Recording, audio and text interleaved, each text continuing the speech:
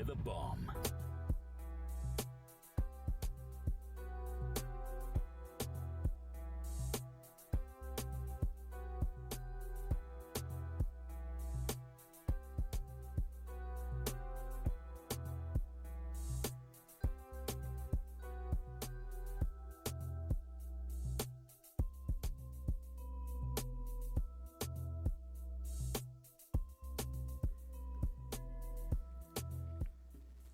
Yes, sir, yes, sir, yes, sir, yes, sir, yes, ma'am. Thank God it's Friday.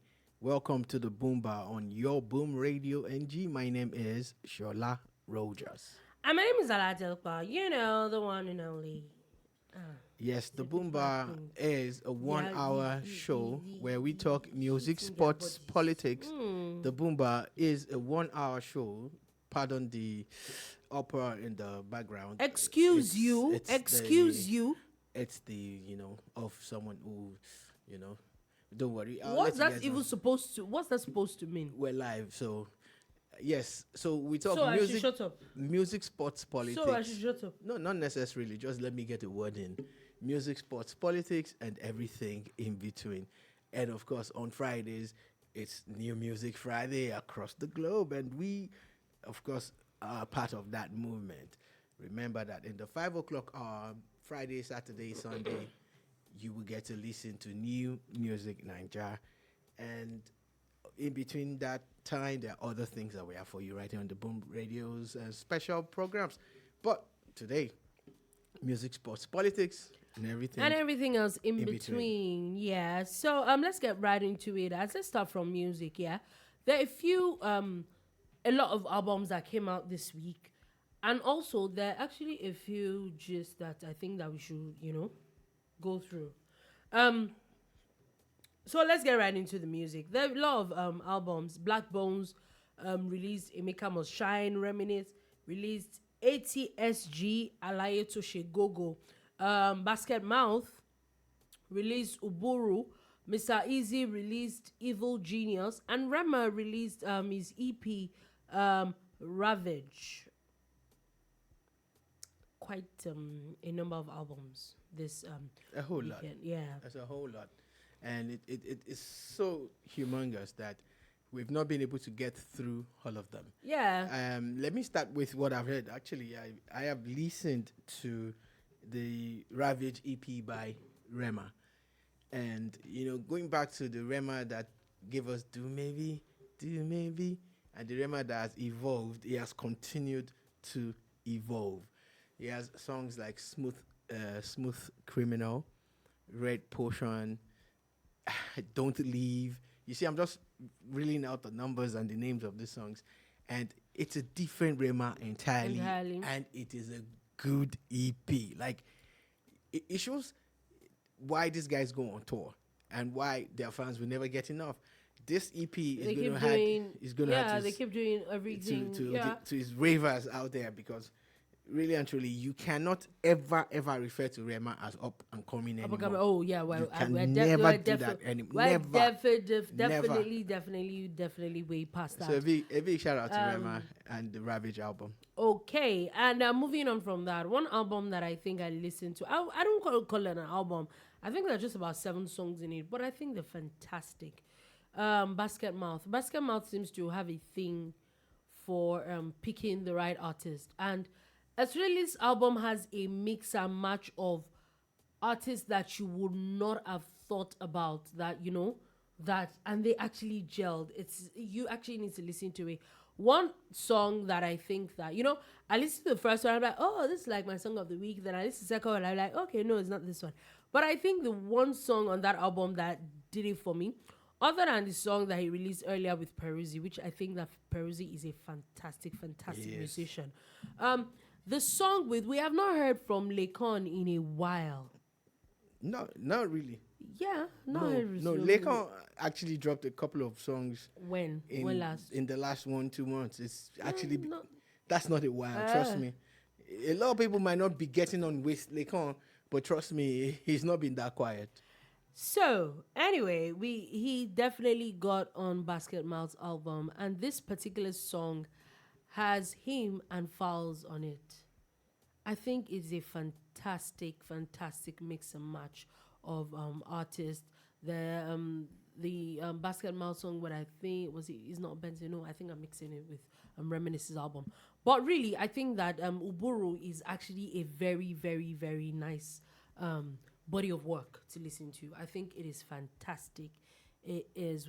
We see a lot of Nigerian and also artists around the world. I think there's Oxlade on that album. There's I think Bodge on that album. There like a lot of people on that. There's Odumodu Black. No, I think it's Reminisce that has Odumodu Black. Why am I mixing it up? It happens when there's a lot of music. But that is an album that I listen to. Also, speaking of Reminisce's album as well, Aleito Shegogo, I think that as much as a lot of songs have been out, I can officially say I really miss Reminisce. And why I say so is that these days we don't get rap albums like that anymore.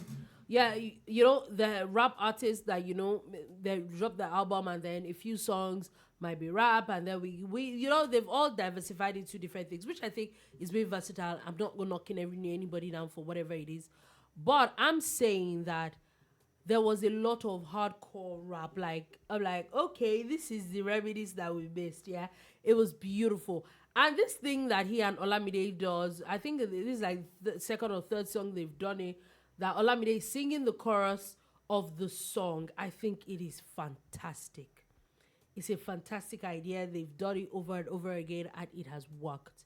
It is a beautiful album. Especially for rap heads, you will love it.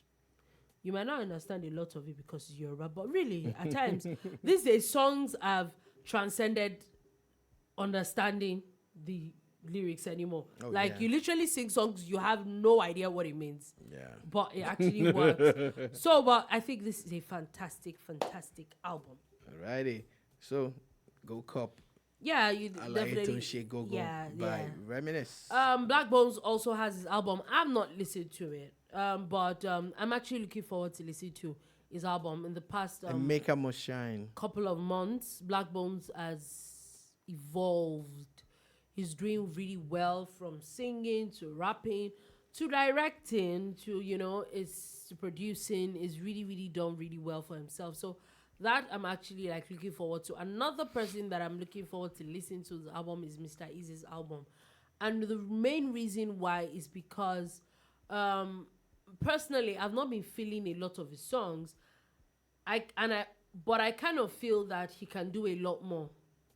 So that is why I'm looking forward to it, that okay, this might maybe finally like change my mind about some of his songs. A part of me feels he wasn't pulling a lot of his weight with his music lately. But I am actually looking forward to this album to hear what comes out of it. Also, moving on from that, Adekunle Gold has a remix of Party No Dey Stop but with Byron Messia and J.O. Yeah, the original we dropped about 6 months ago, or there about 6 or 7 months ago, had Zino Liski.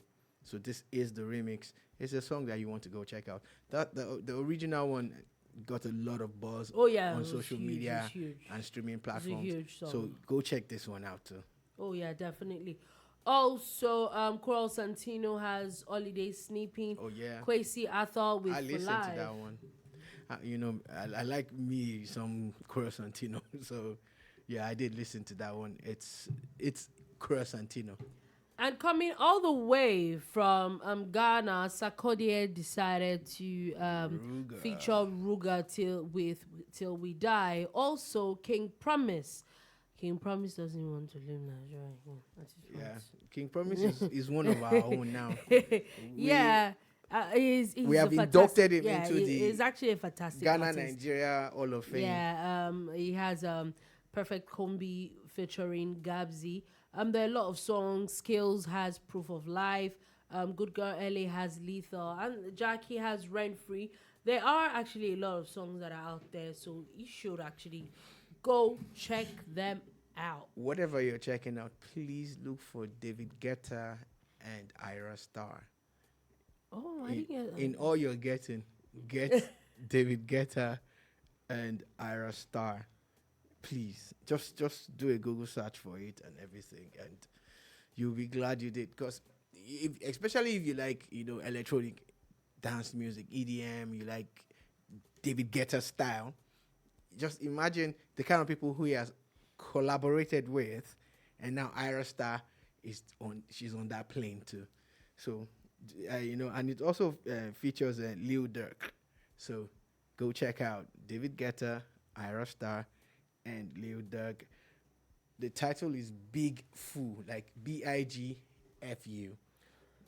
So apparently, remember in the heat of Mohbad's passing, Zinoliski is one of the people that was apparently cancelled by social media. Mm-hmm. And I remember there was a video I saw where I think it was said that Adekunle Gold was performing and he wanted to sing This Party No Dey Stop, which featured Zinoliski, and people they kind of stopped him from singing that song. Yeah. Now, as I speak to you, this particular song is trending. Zino himself is trending on social media. Number one. Why? Have a wild guess. Why? They're saying that Zinoliski, carried that song. So the original with Zinoliski seems to be better than the remix. And I'm wondering, I thought Zinoliski was cancelled. Yeah, this is Like, social media make for up you, your and mind. this is why we always try to tell people, don't get swayed, don't get carried away by social media buzz and hype. It's a good thing to have it. I'm not gonna lie, it's a good thing to have it, especially maybe you drop a product and you see it trend and move, and maybe you're looking at the bottom line, you can make some money off it, right? But don't get swayed or carried away by it. For us at Boom Radio NG, we did not cancel Naira Marley or Zinoliski. We had already censored ourselves. So if Naira Marley has 100 songs, I'm sure we can play more than 2 or 3 of his songs. I'm not sure we can play 5 Naira Marley songs. Like, for instance, look at the Reggie song, Abi, King, Perez. Why am I canceling that song? Because, again, song? we're quick to judge people without the facts. Now, it's imagine now that at least you can't hold him for murder, based on what the police have released Yeah, a lot so of things far. are. But he might be culpable, and we said it over and over again. But what exactly is until Zeno's? what is Zeno's crime? What's his crime? His shows were cancelled, all sorts of things, but he just kept quiet and kept on working. Now they're saying it. It's the same social media. It might not be the same set of people, but if you go and check their tweets, you will see that the bulk of them were the same people that said they cancelled this. Cancel culture is very dangerous. Cancel culture has hardly ever been right. There might be 1 or 2 times when someone gets cancelled and you were like, yeah, I think that person deserved it. But cancel culture is dangerous. So look at it now. Zinoliski is trending at number 1 on our Twitter because of a remix of a song that is not on. Now, depending on the owner of the song and how he wants the song to go, I would have liked a remix, that kept Zeno's verse and brought in those two other people. Yeah, I actually thought understand? that. Something like DJ Neptune does when, he's done this version and this version and this version. A couple of people, CK did it with his song. A couple of people do it. But Dekule is not a bad artist. He's not a bad producer himself. And this is what he wanted. And the funny thing? At times, those it will songs make actually people go back to the old one also. And it's going to make... It's a win-win it's a for win-win him. for It's Dekule. his song. It is his song at the end of the day. They're both his songs. So it makes sense. Now, moving on from that and still talking a bit of controversies when it comes to music. Another set of people that seem to be fighting. Okay, you know what? Before we even get to that, since we're on the case of Mohbad and House of Reps, and look, so the House of Representatives is said to have summoned Naira Marley, have summoned his manager over Mohbad's royalties over on his songs. And where I think I have an issue is that I hope a lot of due diligence was done. Because if I'm correct, there are especially a lot of Mohbad's recent songs that actually blew before he died or even after he died. A lot of them are not other Malian records anymore. Yeah, they're not. So somebody Naira Marley might not do a lot. And it might still. It might, but it might not. I'm just saying that. Yes, You have a strong point, His manager would probably know a lot more about his royalties She would. than Naira Marley that has been off him for more than a year. And the truth is that we cannot say that his career actually did not dwindle because he left Malian Records. It did. Yeah, one or two songs that probably will be that were actually big were other Malian records. That you cannot say. So yes, maybe some of the, but whether we like it or not, they should also put into consideration as to what did he sign as a contract with Malian Records. Yeah, because we all being sentimental a lot, but at times we just really need to get into the brass tacks and talk facts. You know, sentiments are good, but sentiments are not facts. In most cases, they are not. But I'm also glad that at least they are getting involved. Maybe it will make record labels sit up. It will make people stop exploiting people or reduce the way they exploit people, because record labels seem to be wired that way. Now, I'm not saying that Naira Marley's what's the record label now? What's that thing again? Naira Marley's record label. Malian Records. Malian Records. I'm not saying that they are like that, but I'm just saying that most record labels are. And if this one turns out to be like that, maybe the House of Reps will have something to say about it. After all said and done, you know, Mohbad has a child out there, you know, or two self, based on one lady that came up. We've not even heard from that one in recent times, you know, but he has a child, he has a family, he has a father and a mother and brothers and sisters also, or brother and sister, as the case with me, and even a partner or wife, I don't know. It would be nice if his estate could cater to their needs and take care of them and, you know, take them, you know, to places that he would have taken them to. I just feel sad that he had to die the way he died, but I'm glad that regardless of him passing on, he's still being able to fend for his family. I look at the numbers that his songs are making, especially on YouTube now. You'll be wondering, like, okay, so what happened? What happened all this Check while? out his numbers on the streaming platforms. It's massive. For about 2-3 weeks, you know, on the top 10 chart, it was topping 4-5 songs got on the charts. Billboard. Yeah. Like I wonder, so, like, where did all this come from? But again, I won't hold back too much. I will hold back a bit, Sha. Why is it that it's only when people die that we celebrate or remember them? You know, look, everybody will die one day, but please be nice to people, check on them, support your friends, man. Listen to their music, stream it, stream their videos to share, leave comments. Okay, moving on from that and talking about another interesting drama that is unfolding as we speak is Davido and Dami Crane. Right. So apparently there's an allegation from Dami Crane that Davido is owing him a couple of dollars. Some money, yeah. Some money. For a song that he wrote for him. And then he claims he wrote for him. He claims he wrote for him.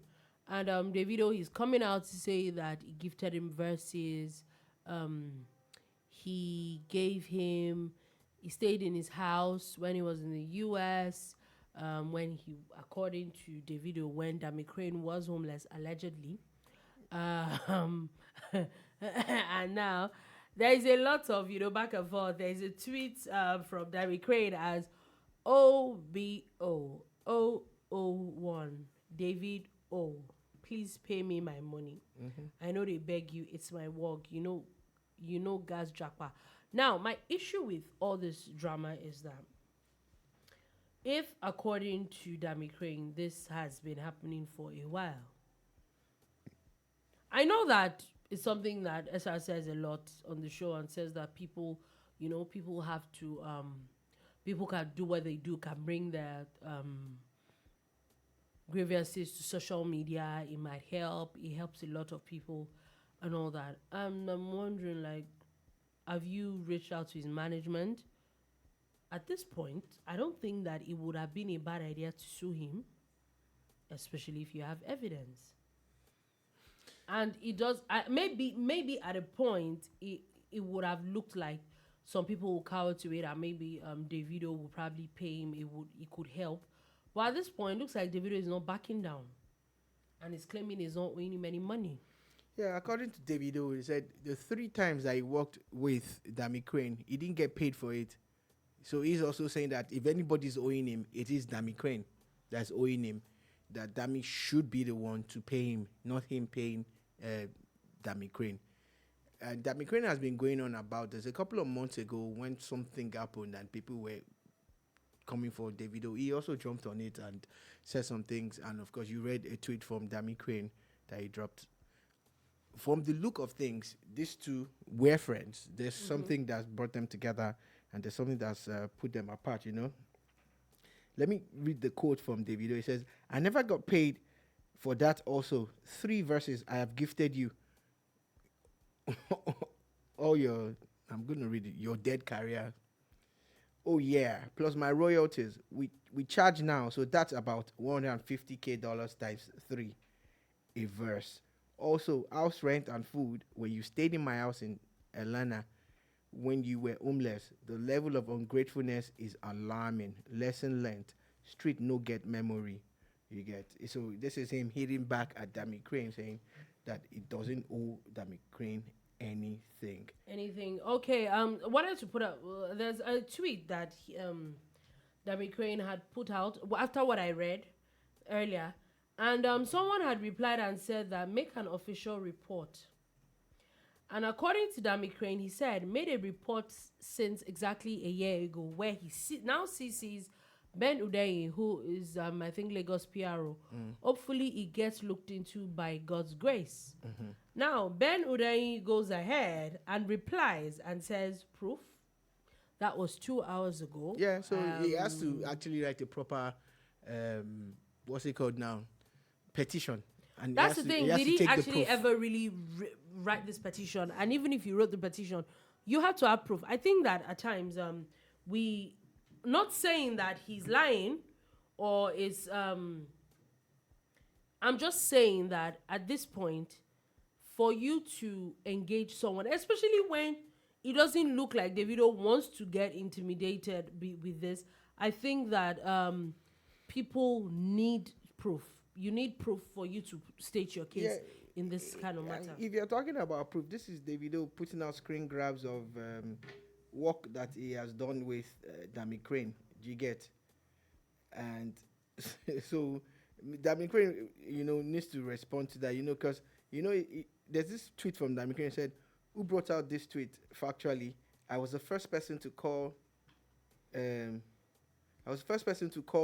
David on the beat is Davido when he produced Puna, what's this, for me in 2010, 13 years ago, was like D'banj and Don Jazzy. This is according to Dami Crane. This was a tweet from last year.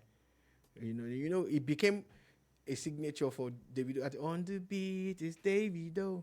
And then, like we said, he came into the game as a producer. Yeah. Remember when we talked about this? Those days are long gone now, though. Well, the thing is that there will always be collaborations between artists, and these things will happen when you don't have the black and white. Exactly. If you do everything based on gentleman's agreement, anything can go wrong. Even black and white causes problem. Not to talk of when there's no agreement. So the Nigerian entertainment scene is a multi-billion, I make bold to say the multi-billion naira industry as we speak. So this kind of things will happen. I'm hoping that these two can sit down somewhere and ash it out, then get back into the studio and drop one more single. Any which way, really and truly, not trying to put anybody down, but at least Dami Crane, it's good for his image at the moment. He's trending. We've not heard anything from Dami Crane in a while. So and I'm not going to shy away from just from the angle of PR. It's good that Davido has responded to Dami Crane. Now it needs to respond to the other people. Yeah, there so there is also a very interesting story coming out where a particular lady had accused Davido of owing her a client IVD about 4.5 million naira for a car that he had bought for his PA, his personal assistant. And then the supposed owner of the money now came out to say that Davido is not owing him anybody. Okay, so. And I'm wondering, now the auntie is dragging the uncle that she was trying to help his life. But I'm like, when the owner of the money say the person is not owing anybody. Maybe he has paid without your knowledge. Maybe So, Davido had paid without your knowledge. which is why maybe Bush should be minding their businesses. Really. Yeah, again, it's the bandwagon thing. Oh, they're Yeah. dragging Davido now. Let us all jump on it and drag him. It happens and it works for some It people. works. At the moment, there's also the conversation of Sam Clef also dragging the video that, which he too is saying that, alleging that the video is owing somebody else. Some producer that did some work for some Davido. money. I think that these things should be done in black and white. I also feel that at this point in time, I feel that someone like what's it called? If the person that is owing the video cannot come out by himself, I'm sorry. I feel a tad bit funny with the way Sam Clef has been going on for the past few weeks. It seems like he's just trying every single way just to chase clout, just to be in the news for every. He hasn't broken any laws yet. I'm not saying he's breaking any laws. I'm just saying that there's just something off about what he's been doing. You claim he's owing him money. Is the person dumb or deaf? Can the person come out with proof? See, since Mohbad died, and some people found their voices. Sam Clef has been looking for something to say since the day Mohbad died. They have used that Nobody to knows establish you have a newfound fame and a newfound influence in quotes now. So as it stands now, he needs to jump on something just so that the stuff doesn't go away. But anyways, seriously, you see, you are supposed to be old. You are still listening to the boombar, and we know our entertainment like that. You see, so it's music, sports, politics, and everything in between. That's how we roll. It's not every time politics, although we're going to it now. Yeah. We know everything. We are in it. It's also, finally, before we go, Rema has gotten 6 nominations for the 2023 Billboard Music Awards. That's huge. That's huge. We told you can't call Rema. Rema is up there with the greats already, man. Yep. Now, moving on from that, and let's go back to yesterday's gist. Yesterday's gist of, what's the word now? Supreme Court? Of the Supreme Court, yeah. Supreme Court Judgement. So, for people that are wondering what we're talking about, yesterday in Nigeria, the Supreme Court, which is the apex court in Nigeria, as I saw a video where some people are saying that they are taking the Supreme Court to Hague. Yeah. I don't know how that's going to work. I mentioned it yesterday. Y'all be getting to get you be wilding at this point, because I don't know what exactly you think Hague does. But anyway, moving on. Now there have been a lot of reactions from everybody. Some people are taking out front page newspapers to congratulate the president. Even opposition governors are going to go and greet the president, and you're wondering like, oh wow, really? A lot of people have had a lot of things to say about the president, the judgment from the Supreme Court affirming the election of President Tinubu. Funny enough, maybe President Tinubu should start paying us, because remember we called this thing like a long time ago. We actually did. We need to get paid for it. Anyway, we should actually. Moving on from that, there's been now a lot of reactions from it, a lot of reactions from the APC, from the PDP, and the Labour Party. There's been, according to, let's take, for example, reacting to the judgment at the premises of the Supreme Court. Mike Ezekome, SAN, and one of the leading lawyers of the PDP's legal team, said one word: Nigeria is a work in progress. Kenneth Okonkwo, who's the counsel for the Labour Party, criticized the judgment, said he failed to interrogate the document submitted. He appreciated the justice, acknowledged the importance of uploading results to the credibility of elections. He now said, I disagree respectfully on the judgment, even though the decision is binding. The Supreme Court has the authority to interpret the Constitution in their prerogative as an arm of the government. So, the only paragraph of the Supreme Court has brought to the notice of the world is that not uploading the results of IRF reduce the confidence of the people. I think I agree with that, actually. INEC needs to do a lot more work on that angle. You promise people that you'll be able to see the stuff. I think people should be able to. We all know now, at least now we know that IRF is not a collation center, but at least people should, it is a viewing, is literally a viewing portal. The biggest problems that I see all the time, and that's what we're trying to do here at Boom Radio, and I really pray we get to do more of it, is education. I'm not saying that people are illiterate. I'm just saying that they don't have adequate information about the rules and the laws and operations and stuff like that, and that causes a lot of problem. People will say, oh, this is what they said. What did you find out? What did you read? What did you understand? You know, so again, in the area of breaking things down, I think INEC needs to do more communication. Yeah. You know, break it down to all the major languages and even other languages. You know, use more creative means to pass information out. Let people be aware of what it is, what exactly it is that you're trying to do or trying to achieve. Once again, it is binding. The last person you talked about, the Nollywood guy that you talked about. He's a lawyer. he's a Nollywood guy. That's what I know him for. Because he never talks like a lawyer. He talks like someone who... But also, before you should talk about that together. The Labour Party factional chairman, I'm guessing so, Julius Abure, also, because there was a press conference immediately after the judgment, he claimed that the legislative, he made very strong allegations that legislative and judicial arms of government have now been hijacked by the ruling party. The one for me, Mr. Abure is not a factional chairman. He is just not the chairman of the Labour Party. The courts have spoken. Him presenting himself as one is even him contravening the law of the land. So I don't want to talk about that. I've said it over and over again. The Labour Party would have been a beautiful thing for Nigerians. And I don't know what they're going to become. I hope they stay. But they must draw the line between Labour Party and Labour Congress. That's one thing. So, because most times when they are talking now, I see, when Ajero is talking, I see Labour Party. When Labour Party is talking, I see Labour Congress. They must draw the line. Oh, and there's a reason for it. Why do you do what you do? They must draw the line. Now, they can say anything they want to say. I've grown up in this country, and I've come to the realization that when the Supreme Court has spoken, the Supreme Court has spoken. There's nothing we can do about it. Absolutely nothing. Whether we like it or not, that is the law. And there's something those judges said yesterday, that there has to be an end to litigation. We cannot have perpetual litigation. It is over.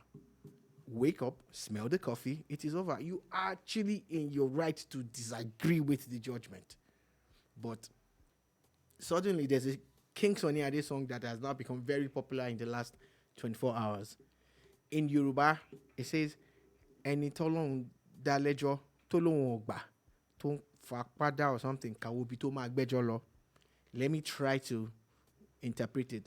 That when God, the ultimate being, has judged you, and you do not take this judgment, where do you take your appeal to? You understand? And in this thing, they've made it into a video. There's an image of Abubakar Atiku in it, you know. And he actually said during his press conference that if the Supreme Court judgment doesn't favor him, he will take it to God. So we're waiting for... Okay, because the PDP also said that the Supreme Court verdict is disappointing and it has now thrashed the expectations of Nigerians. Speak for yourself, sir. Please, speak for yourself. As long as INEC said that Tinubu had 8-point-something votes, Atiku had 6-point-something votes, and Obi had 6-point-something votes, those are Nigerians. So PDP cannot tell us that all Nigerians were like that.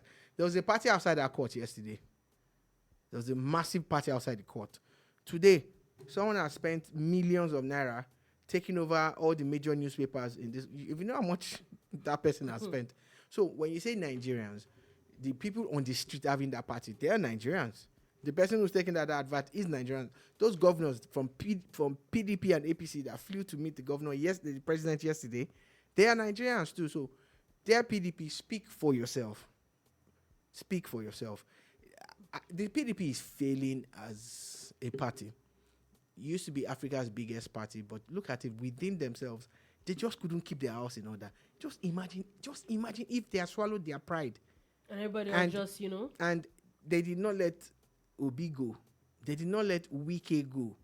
They did not let Kwankwaso go. And when I say Wike, it's not just Wike, it's Wike and 4 other governors.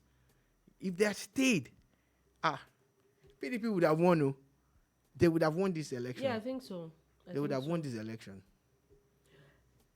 Anyway, so moving on from that quickly. So we probably would see a lot more reactions in the next couple of days. But the truth of the matter is that the Supreme Court is the final thing. There's really nowhere to go after this matter. I saw a video where people say they are going to Hague. I don't know what you're planning to achieve from that, but good luck.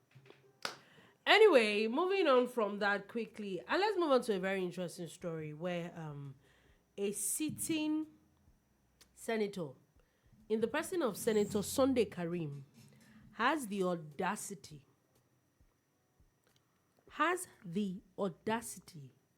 to say that the reason why the House of Assembly, the National House of Assembly, is buying foreign vehicles is because Nigerian roads are bad and that they are tested and trusted compared to Nigerian brands.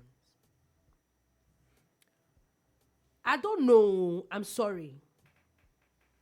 They say we should not be insulting other people. So you can talk. I am just... Sorry? Just go ahead. Allegedly. That's what? Allegedly. It's not allegedly because there's a video to it. Please. Senator... Don't annoy me. You don't even know what I want to say. It's not because that's an allegation. Jumping. You see, when I bring allegedly, you people should know now. I want to talk. Sorry. Senator Sunday Karim of the PDP, representing the good people of Kogi. Kogi what now? Kogi Kogi State. Senator Sunday Karim has shown us why Nigerians do not trust politicians and should not trust politicians. Senator Sunday Karim is completely removed from the realities of our time. I don't even think he lives in Nigeria. He's probably one of the people that sits in that they don't even come for a plenary. It's not Nigeria. It's not. What do you mean? He doesn't live in Nigeria? He's not. Where will he be if he's not in Nigeria? He's from Mars. He's not in this planet at all. He's from another galaxy where there's no inflation and all of that. Nothing and the roads happens. Senator Sunday Karim, sir, you are bold enough to tell us to cut you some slack, give you some space, sir. Yeah, allegedly, if I say what I want to say, let me just stay on track. You said the roads are bad, and you're a politician. It's your fault. You're not just a politician. No, sir. See, being a politician is not a crime. He's a senator of the Federal Republic of Nigeria. You can be a politician and not hold any office. Do you understand? He's not a politician. He's a senator of the Federal Republic. He's a senator that it is the job that you have at the moment that is paying your bills. And it's people's taxpayers' money that is paying your bills. I can say that categorically. He went as far, Senator Sunday Karim went as far as saying that whenever he visits his constituents, he gets back to Abuja and he has to spend money to fix his car. Are you listening to your... Think about what you're saying. See, I know that they say we should stop insult. You should not insult other people. Yeah, but we won't. Does he? I'm just saying generally, yeah. You know that it will not be. It will be a very, very good like exercise if we actually consult our brains more before we talk. Oh, they actually said they consulted their procurement department in the House of Assembly that advised them that they looked at brands. Common sense. See, Common sense. see. Even if you do, Let's look at middle grounds. Not Motors, by the way, we're not paid for this. Not Motors is unveiling 2 SUVs today. They're going to have a virtual unveiling today, Friday. So if you search for Nod on Instagram, you can get to watch it virtually. Let's say that Nod pushes SUVs out, and you pick one of their brands, and they supply the entire House of Assembly. This is 360 House of Rep members and 109 9 senators. So that's about 469. Wait though. 109 with 360. Yes, 469 vehicles. Approximately 500. Do you understand? Because services and other things. Let's say they buy 500 vehicles from one Nigerian car manufacturer. Now wait, even if they divide it into 5 different people, and each person brings 400. Exactly. So I talked about Nod. Some people are like, no, we don't want Nod. There's Innocent Motors, one of the finest car assemblies in Africa. Innocent, and he's doing very well. He's even doing some medical stuff. He's doing for firefighting, and the guy is doing a lot. Honda started assembling cars in Nigeria. Mikano generators are assembling. They have Mikano vehicles. They have a car assembly. Lagos State and the Chinese company GAC, they have a car assembly. There's Proforce. Yeah, there's Proforce. Now this is where I was going. There's Peugeot now in Kaduna. Yeah. So where I was going is that would it be wrong for them to have a catalog of all these cars that are locally assembled or manufactured? Then for security, because I know that I've worked for a few days with a senator on one project, and I noticed that his SUV was bulletproof. I get that aspect of security. You can have those cars reinforced by Proforce in Ogun State, keeping the money. The Nigerian army will do that for you fantastically well. They have their own car. They have their own vehicle manufacturing. So what exactly company. is the excuse? Dicon, or what's that company called again? I can't remember exactly what it's called, but yeah, they do have but at the end of the day, what we're just saying is that you are politicians. You're being paid by us because it's our taxes and our commonwealth that's been used to pay you guys. Yeah. And you are bold enough to say you want to buy foreign vehicles at 160 million. How many people in your constituency can afford it? They can't. How many of them are going to get it? None. If you take that 160 million, and maybe spend maybe 60 million on it on a vehicle, the 100 million. Do you know how many scholarships you would have been able to pay? Okay, so funny enough, I also like to be very realistic, and the truth is that a lot of people are talking about this matter now because they don't know. The truth of the matter is that this has been going on for years, and that's the truth of the matter. Probably since 1999, if not earlier than that, it has been going on, and that's the truth, except we want to lie to ourselves. Now, my other issue with this is that you are going to buy it, yeah? Can't you at least make give a more intelligent answer? Anybody that watched that video would see this man's nonchalance, like very I don't care-ish attitude that he had. Do you understand? I know that you are going to buy it still. Oh. But at least the least you will do is respect people's intelligence and not throw it in our faces. That's where it even makes it worse for me. Like, except we want to lie to ourselves that they're not going to buy those vehicles. And that's the truth of the matter. All this hue and cry is not going to do anything. But the truth is that at least you could have even shrouded in some level of secrecy. And then they will ask you and come up with a more intelligent answer. I'm sorry, but it is completely rude to Nigerians. 160 million for vehicles. It's completely rude. At a time where people are really struggling. Where is that money coming from? Money that you are telling people that there is no money. And then we're buying 469 vehicles at a price of our 160 million naira each. Come on. So apparently, it must have crossed to the APC. So let me correct myself. It's Sunday Karim APC. The first thing I read was from 20 2016 when he was in PDP. So APC, PDP, we don't care. The parties are more or less the same. The lines are too blurred. We have a serving PDP minister in an APC government, which is good for a government of national unity. But more or less, it's settlement There's for politics, man. But Sunday Karim, sir, please stop being insensitive to people's. People are suffering.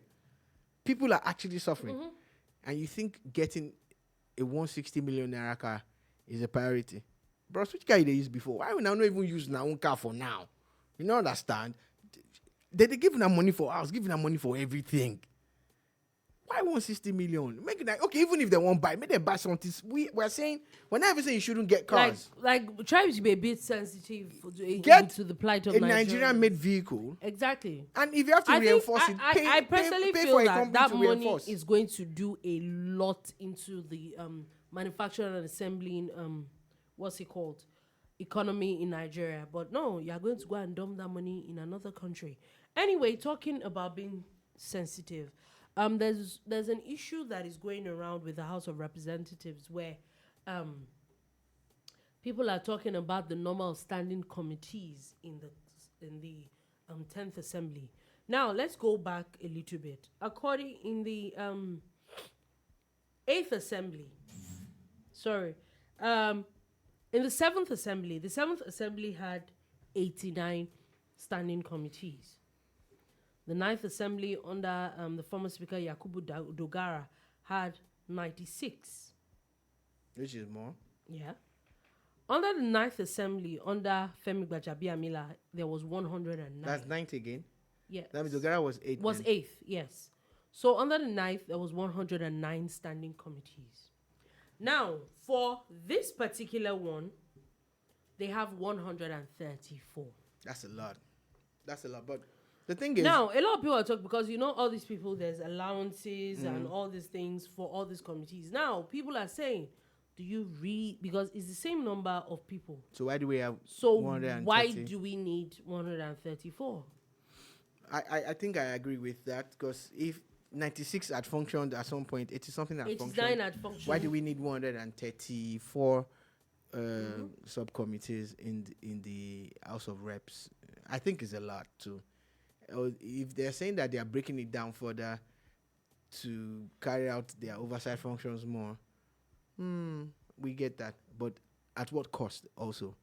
At what cost? Yeah, because now there's also the conversation of, isn't there going to be like duplication of efforts? Because there's sitting allowance and all of those things to be considered. I think that one of our issues, it's safe to say that one of our issues in Nigeria is the National Assembly. Sadly. Anyway, moving on from that and going to a brilliant story from the court, as the court has now declared IPOB, the Indigenous People of Biafra's proscription, as unconstitutional.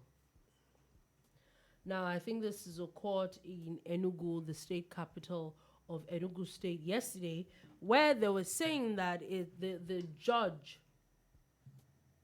had said that it was unconstitutional to for the federal government and Southeast governors to call IPOB illegal, unconstitutional, null.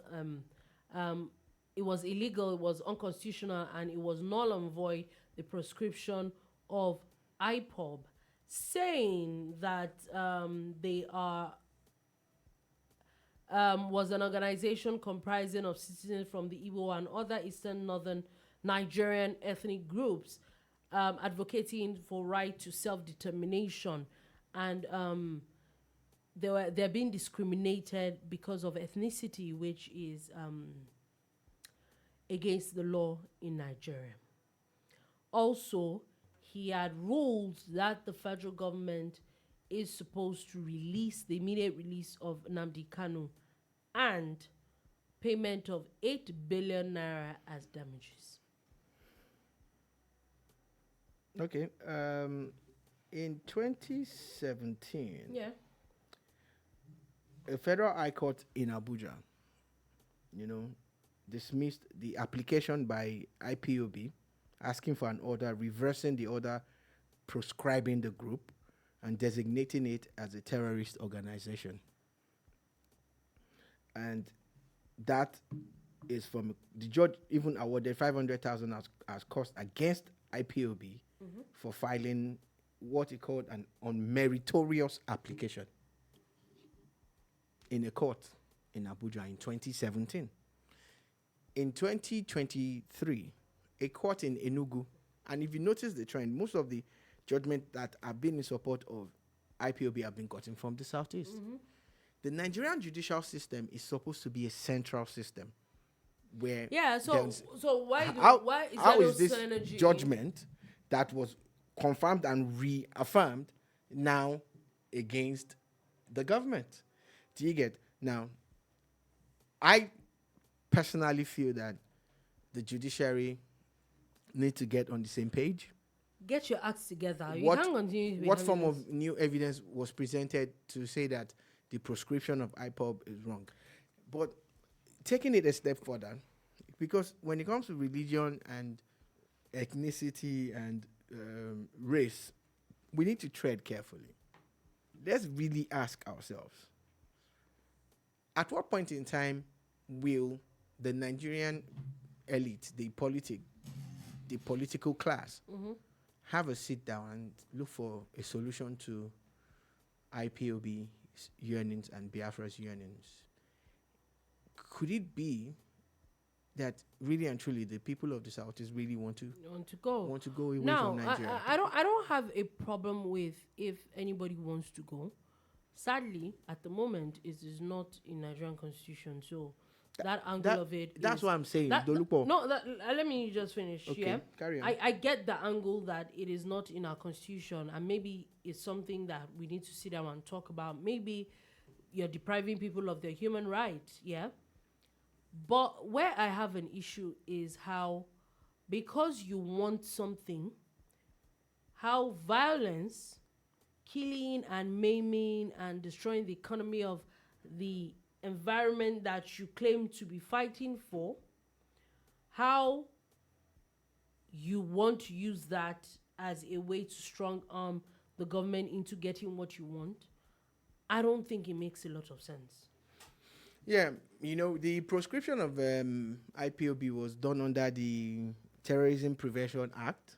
There was a memo from the president and the then head of the legal system, Malami, and all of them actually followed through to get this pronouncement made by the judge. And the judge, proscribed them and also confirmed the proscription. But politics is created and constructed by man. Could it really be that the people of the Southeast want to have their own country? Could it I know it's not in the constitution, and that's why I'm trying to be very careful. Can we look for a way to confirm? The referendum does not exist in the constitution. I know. If it means writing it into the constitution, because constitutions can be amended to say if any sub-nation feels the need for self-actualization, these are the things that they must do to achieve it without bloodshed, without rancor, without, loss of life and property. I'm just saying because Nigeria is 63 years old now, and there's been this agitation off and on since 1967, when Nigeria was 7 years old. People will tell you a lot of things in history, how one person refused to put it out. Let's leave all of that past and say, going forward, really and truly, because this might just solve all the problems. That is it really what our brothers and sisters in the Southeast want? Life doesn't end there. If that's what they want, then let's look for a way. But isn't that would be if there is a maybe majority to this issue? Yeah. There's also a conversation that is very possible that this IPOB is just a small chunk of people. Okay. In the Southeast. Your waves are low. There's a possibility. So I'm not saying, just cut off the South. I'm not saying that. They keep talking about a referendum. And we say the referendum is not in the constitution. It's not in the constitution. I'm saying should we not look for a way? Because Nigeria is a construct of the white man. There are so many. If Nigeria was going to be properly created, there are Yoruba people in Benin Republic who probably have been part of some Yoruba nation somewhere, some Oduduwa Republic or something. There are people from Nigeria who have now been ceded to the Cameroons. You know, Ambazonia is fighting in Cameroon for their own country too, and that's, you know, like they're brothers with the our brothers and sisters in IPOB. You know, so there are a lot of these things going on. I'm saying maybe, just maybe, our brothers in the north have brothers across the border in Niger and Chad. I'm just saying that we cannot recreate the country, but should we not look into these agitations? Let's look into it. If it's possible to write it into the constitution, let's do it. Let's look into it. Yeah, okay, so sorry. We'll see where that goes. Now, moving on from that, quickly before we go, we're actually like almost out of time. But first things first, German Chancellor Olaf Scholz is set to meet President Tinubu on Sunday. Is said that he's supposed to be in Nigeria for a 2-day working visit on 29th and 30th of this month. And now, before we go, very interesting story. As former CBN Governor Godwin Emefiele has now been picked up by the EFCC after being released by DSS. Please, before we go on that story, I was going to say, is the DSS, what's it called? Their cells, is it full? Which kind of question is this one that you're asking me? I don't know their friends. I'm not their enemy. Don't be asking me. Oh. You two, are you their enemy? No, Ask them now. you know Ask their them. office that- I don't know their office. Yeah, I'm just saying. I don't know their No, office. but you know, they've been releasing a couple of people for the past few days. So that's what I'm Let asking. them release. The arrest and release is not news. It's not news. Don't be asking me that kind of question on air, Joe. Why you Don't be asking me about DSS. What have I been there before? Please, maybe Shabbat. That was in Ibadan. See, now you are beginning to talk. But I was the protester. It's not about me. See, the DSS have done a bit of the work that Nigerians want.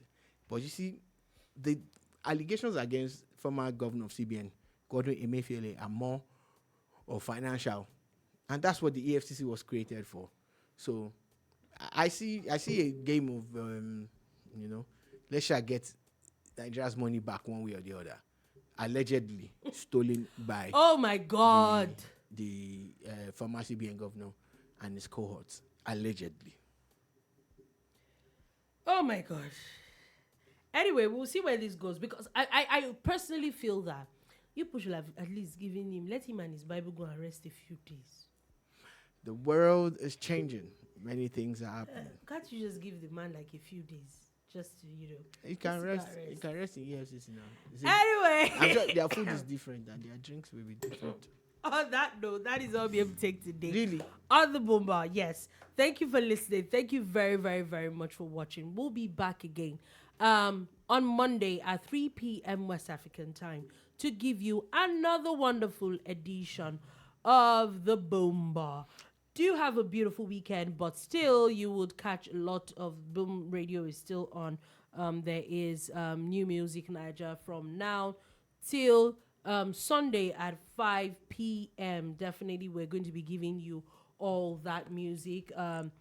DJ Bam is going to be here. DJ Bam is definitely 9 p.m. going to all be, through yes, the night exactly. till 5. So there are a whole lot of things. DJ Danny Easy 3 p.m. on Danny Saturday. is going to be around as well. So yes, please catch all these things, and we definitely will be back again on Monday to have another beautiful edition of the bar. Do have a beautiful, beautiful day.